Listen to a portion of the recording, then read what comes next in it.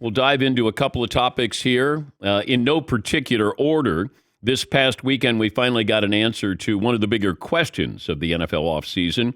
After the Browns picked up Deshaun Watson, all eyes have been on the former number one overall pick by the Browns, Baker Mayfield. And over the last couple of months, it's become clear he wanted a chance at another start. There was talk maybe Carolina. There was talk maybe Seattle. There was talk maybe they could have some kind of reconciliation. He could go back to Cleveland. But now he's gone. And the trade seems like it's good for both.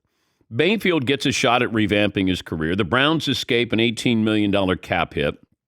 And Carolina's kind of getting a bargain here, it feels like, or the potential for a bargain. But no matter what you think of Baker Mayfield or the Panthers, it's hard to say the deal doesn't have the potential to help everybody out. I was curious after Baker Mayfield was traded, what would be the over-under with wins according to DraftKings? And that over-under is 6.5. Not much of an impact there. Also, factor this in, because when it comes to interceptions, since Baker Mayfield, they both entered Baker Mayfield and Sam Darnold.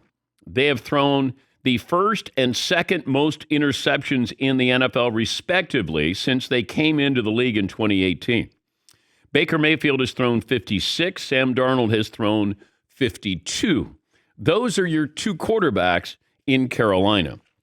But Carolina is at least interesting. And I've said this before many times. There are teams that maybe they win 7, 8, 9 games, but they're not interesting. And you could have a team that's not that good, but still interesting. Carolina, maybe they get 6, 7 wins. But now they're interesting because of Baker Mayfield. But if you have two quarterbacks, you don't have one. And actually, you have three because I really like Matt Corral. That's why I was surprised. If I'm Carolina and I invested in Matt Corral, then I would give him that opportunity to at least have 1 year in the on-deck circle with Sam Darnold. And then maybe you give him a chance here. But you got a head coach who might be in the last year of his deal there with Carolina, and you bring in Baker Mayfield, maybe that gives Matt Rule a little bit more leeway here.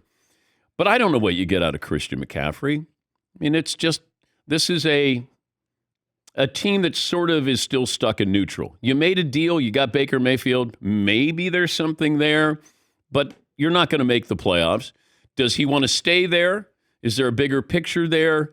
What kind of numbers can you put up on that team? Because he has to look good for another team to be interested in him. Or Carolina to go, you know what? Let's extend him. But are you going to extend him at $40 million a year? And by the way, when you think about ages, Baker Mayfield, I think, is older than Sam Darnold. Sam Darnold, I think, is 25, going on 26. That's when you start your careers, or at least it used to be. Baker Mayfield's 27. And I always had high regard for Sam Darnold. I thought he regressed the last year he was at USC. There was talk he was going to be the number one overall pick. There was talk that he was the safe pick in that draft. But he went to the Jets, and we know what happens when you go to the Jets. Also, here's another thing. When somebody leaves your organization, try to have a nice, Hallmark greeting card to say thank you. You know, you don't have to say, and this is coming from the Browns, that Baker was childish and immature. This is the same organization who brought in Deshaun Watson, and Deshaun Watson didn't show that he was mature. Baker Mayfield hadn't been accused of anything other than probably being immature and childish. You don't have to settle any lawsuits when you're doing that. It's just his play. He played hurt, played through an injury.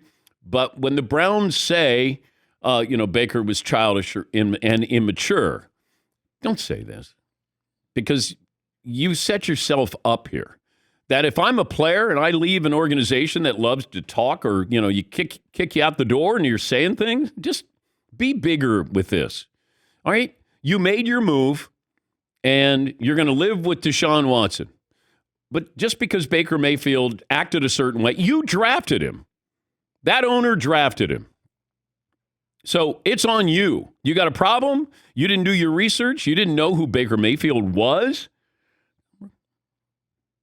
All I know is, for the most part, when when Jared Goff left the Rams, they did the right thing and they tried to be nice.